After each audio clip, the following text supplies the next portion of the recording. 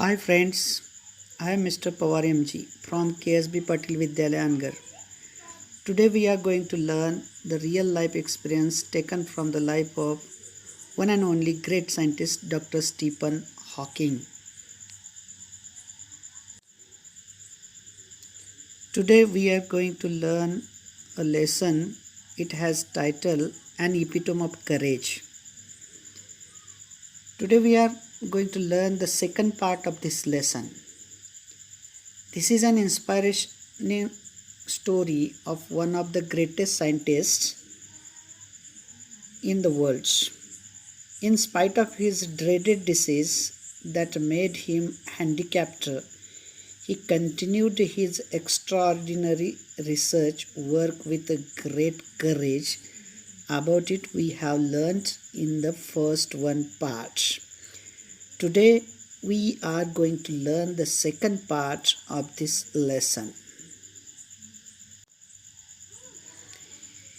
In the meanwhile, the disease worked its way into Stephen's body and left him disabled. Here, in the meanwhile, that means दरम्यानच्या काळात, the disease worked its way into Stephen's body. Disease, that means तो आजार, worked its way into Stephen's body.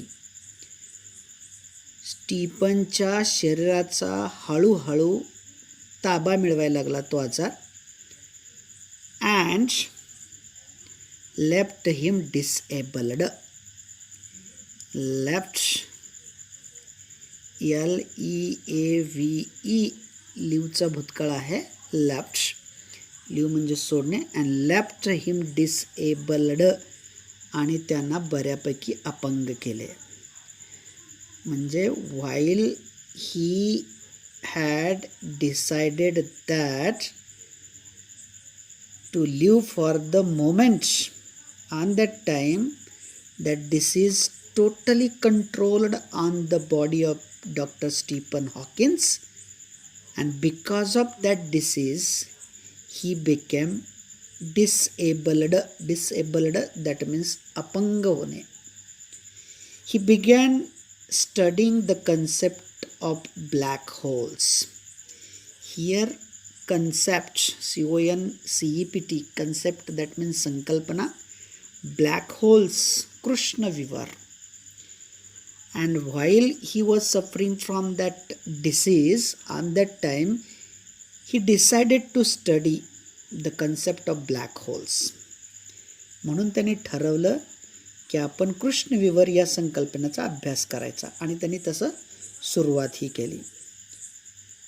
For what he began to study the concept of black holes to get his PhD, because he wanted to complete his doctoral research, and for that doctoral research he decided to study the concept of black holes. म्हणजे त्यांच्या PhD या पदवीसाठी त्यांनी black holes म्हणजे कृष्ण विवरचा अभ्यास करण्याचा निर्णय घेतला.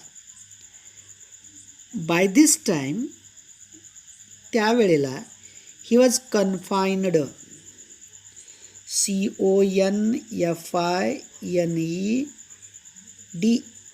Bye this time he was confined म्हणजे त्यावेळेला कन्फाइन्ड होते. दॅट मीन्स ते वावरत होते, अडकून पडले होते. While he decided to study black holes, on the time he was confined. ते अडकून पडलेले होते, ते वावरत होते. आणि कुठे वावरत होते? To a wheelchair. व्हीलचेअरला ते अडकून पडलेले होते. कन्फाइन्ड, अडकून पडणे, वावरणे. And was rapidly losing control of his hands and speech. And on the same time he was rapidly losing control. He was rapidly, that means fastly, losing, ताबा सुटणे, losing control ताबा सुटणे of his hands and speech. त्यांच्या हातावरचा आणि त्यांच्या बोलण्याचा ताबा सुटलेला होता. Totally he lost control of his hand and speech while he decided to study the concept of black holes. Then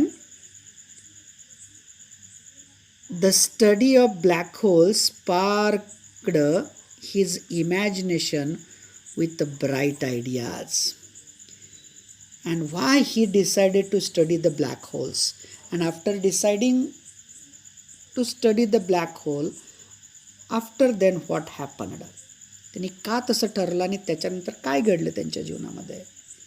the study of black holes sparked, SPARKED, sparked म्हणजे घुमार फुटणे.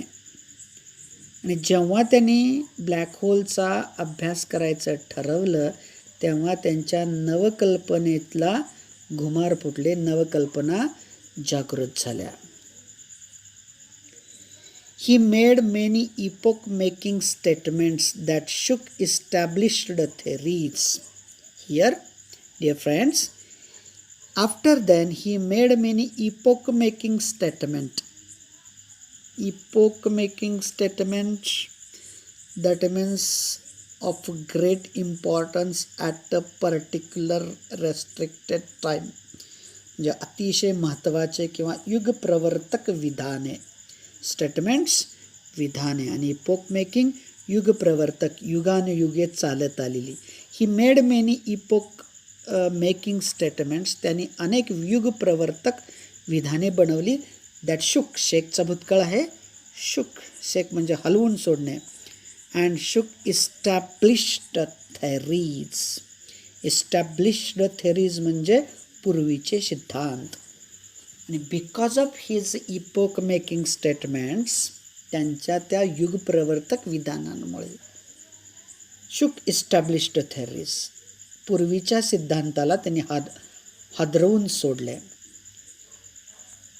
सायंटिस्ट बिलीव्ह दॅट, मग पूर्वीचे सिद्धांत कोणते होते, पूर्वीची विधाने कोणती होती? तर scientist believe that before doctor Stephen Hawking, doctor Stephen हॉकिंगच्या पूर्वीच्या शास्त्रज्ञांना विश्वास होता दॅट की the universe began with a big bang. Big bang, मोठा विस्फोट, म्हणजे या युनिवर्सची, या विश्वाची निर्मिती एका मोठ्या विस्फोटातून झाली आहे असं शास्त्रज्ञांचा विश्वास होता. And to explain this concept better, आणि डॉक्टर स्टीफन हॉकिन्सनं काय केलं? To explain this concept better, ही संकल्पना व्यवस्थित समजण्यासाठी स्टीफन इन्व्हेंटेड, डिस्कवर्ड, शोधून काढलं, व्हॉट इज नोन ॲज, आणि जो सिद्धांत शोधून काढला, जी कल्पना, कन्सेप्ट शोधून काढली, त्याला नोन ॲज ओळखले जाते. It is a phrase non as, असे म्हणून ओळखले जाते, लाई अल्जेब्रा. आणि त्या संकल्पनेला लाई अल्जेब्रा असं म्हणून ओळखलं जातं. Though confined to a wheelchair with no control over his body save a finger and with a computer to help him express his thoughts. Though जरी कन्फाइन्ड, जखडलेले असणे, टू व्हीलचेअरला, with no control over his body, जरी त्यांच्या शरीरावरती नियंत्रण नसलं, save a finger, पण त्यांची बोटं मात्र वाचलेली होती, and with the computer, and with the help of the computer, आणि संगणकाच्या मदतीने, to help him express his thoughts, त्यांचे विचार ते व्यक्त करू शकत होते. That means here the writer wanted to say that though he was confined with a wheelchair and no control over his body, but on the same time he saved his fingers, and with the fingers he worked out on the computer, and with the help of the computer he could express his thoughts. जरी ते व्हीलचेअरला जखडलेले असले, जरी त्यांच्या शरीराचा ताबा नियंत्रण सुटलेलं असलं, तरी त्यांची बोटे मात्र वाचलेली होती, बोटे कार्य करू शकत होती आणि कम्प्युटरच्या मदतीने ते त्यांचे विचार व्यक्त करू शकत होते. Doctor Hawking is an authority on profound subject of science. Here authority अधिकारी, प्रोफाउंड गहन, सब्जेक्ट ऑफ सायन्स विज्ञान विषयाचा गहन अभ्यास डॉक्टर स्टीफन हॉकिंग यांच्याकडे आहे. And because of that numerous honorary doctorates, numerous असंख्य ऑनररी डॉक्टरेट्स, डॉक्टरेट पदव्या अँड अवॉर्ड्स आणि बक्षिसं been bestowed on him. Been bestowed on, bestowed on म्हणजे ग्रँटेड ॲज अन ऑनर, बहाल करण्यात आलेले आहेत. हिम म्हणजे त्यांना, म्हणजे असंख्य डॉक्टरेट पदव्या आणि अवॉर्ड्स त्यांना बहाल करण्यात आलेल्या आहेत. He is a fellow of the royal society. He is a fellow of a royal society. FELLOW, fellow म्हणजे सहकारी. He is a fellow of the royal society. Royal सोसायटीचे ते सहकारी आहेत. And a member of the US National Academy of Sciences. That means here he is a fellow of the Royal Society and a member of the US National Academy of Sciences. US येथील national academy सायन्सचे ते सदस्य आणि त्याचबरोबर the royal सोसायटीचे ते सहकारी आहेत. That sentence may come for use not only but also. Use not only but also. आपणाला हे वाक्य मी बाळांनो नॉट ओनली बट ऑल्सो वापरासाठी येऊ शकतं. दॅट मीन्स हियर कसं येईल वाक्य हे, he is not only a fellow of the royal society but also a member of the US national academy of sciences. पुढे, in spite of being considered Einstein's equal in intelligence. Most important thing, the intelligence which is having Dr. Stephen Hawking, that is compared with the intelligence of Einstein, Albert Einstein. We know that Albert Einstein was the most greatest scientist in the world. त्यांच्या बुद्धिमत्तेशी ह्यांची बुद्धिमत्ता compare केलेली इथे आहे. Here in spite of being considered Einstein's equal in intelligence.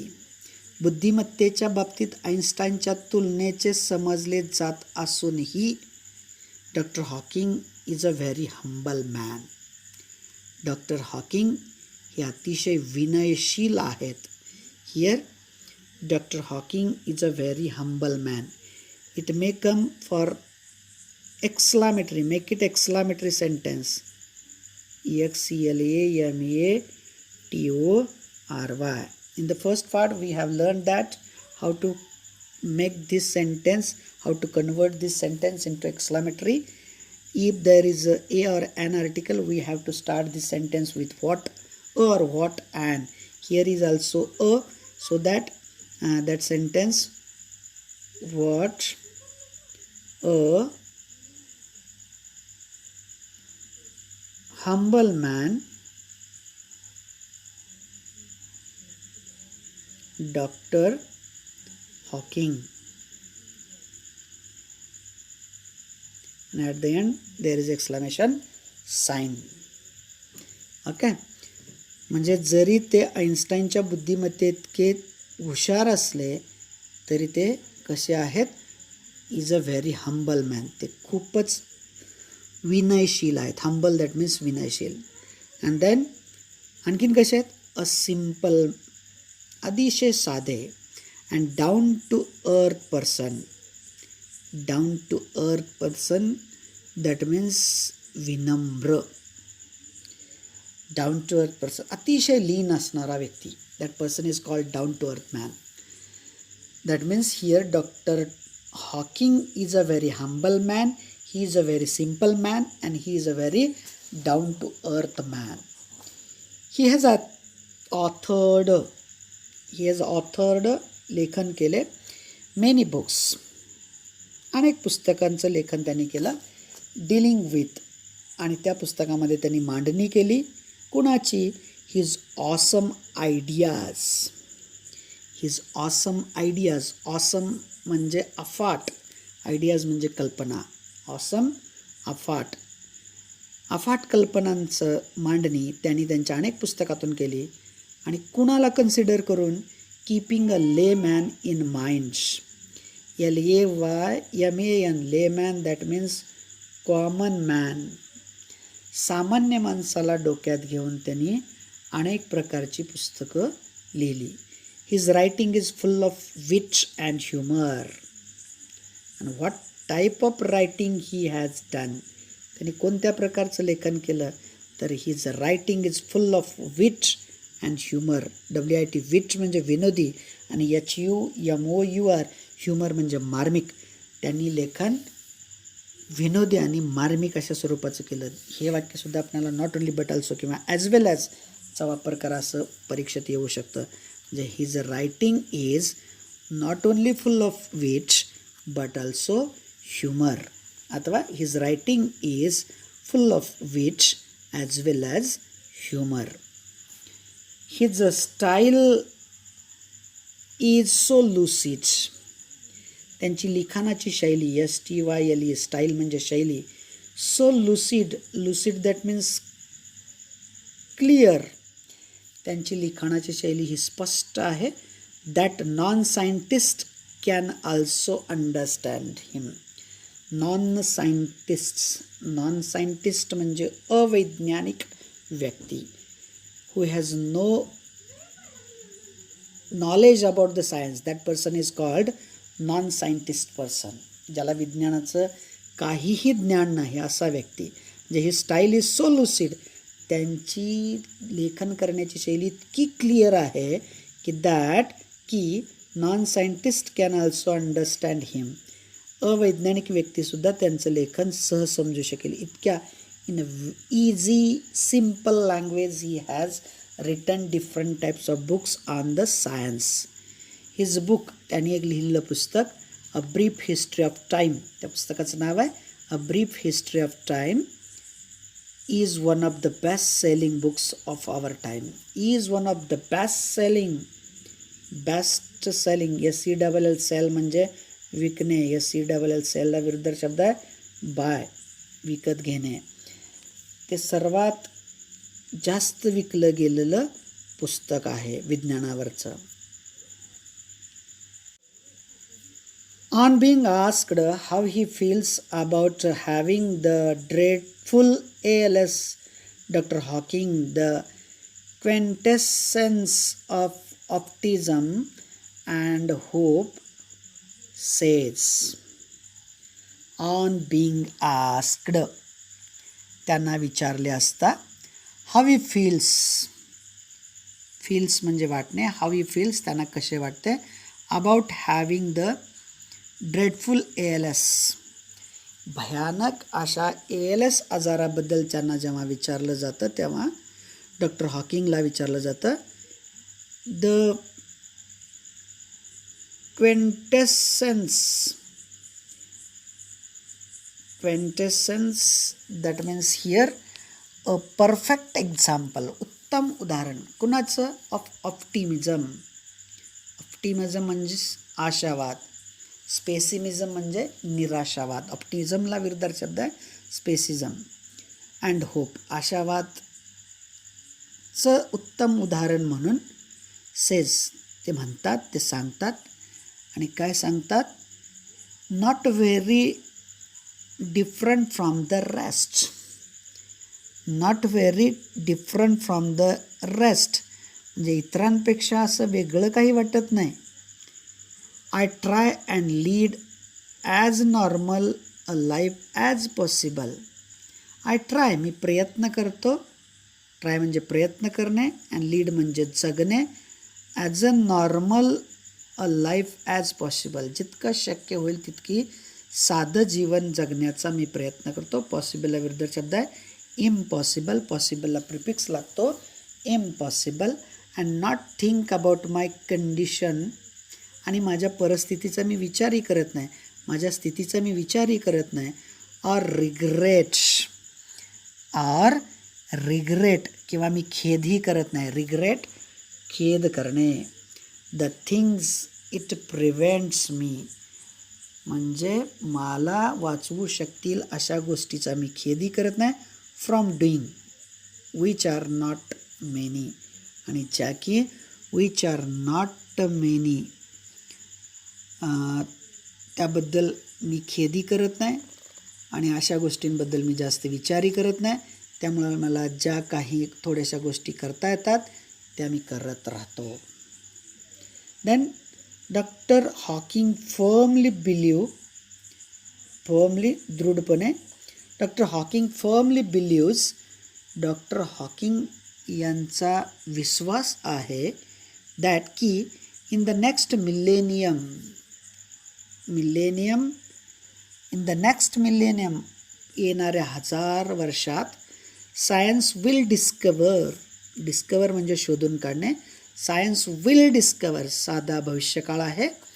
The core that means important, IMPORTANT.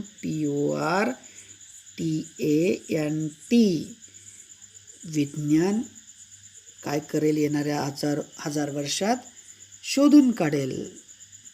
Secrets, important secrets, महत्त्वाच्या गुप्त गोष्टी.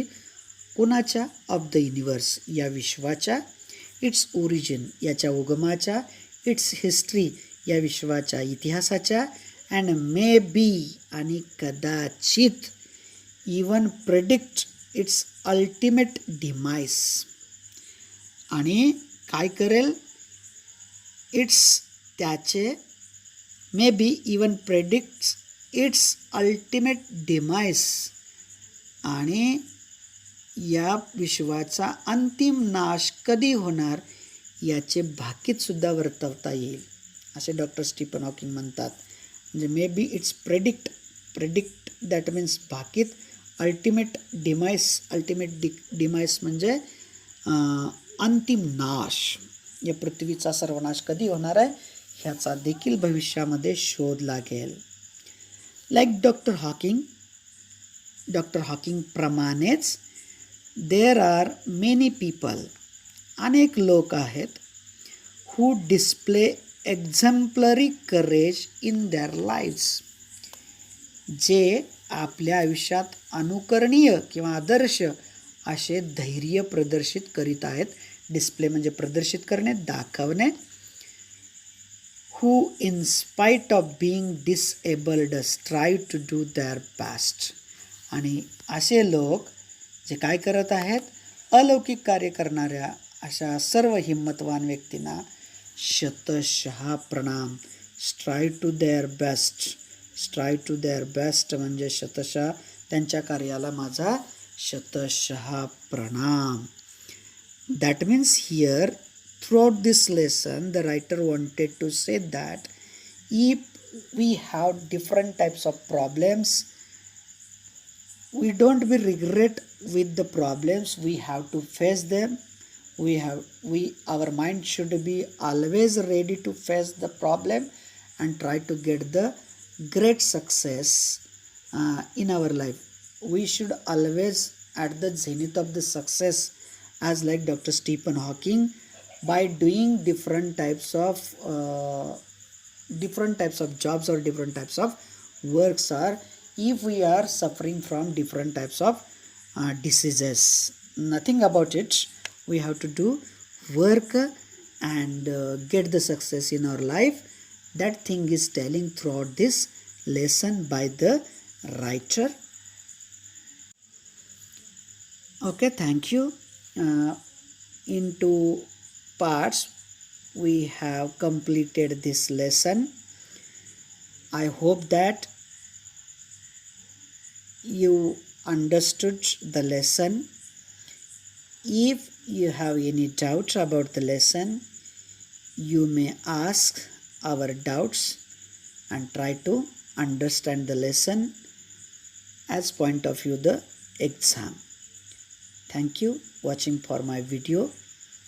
Thank you very much.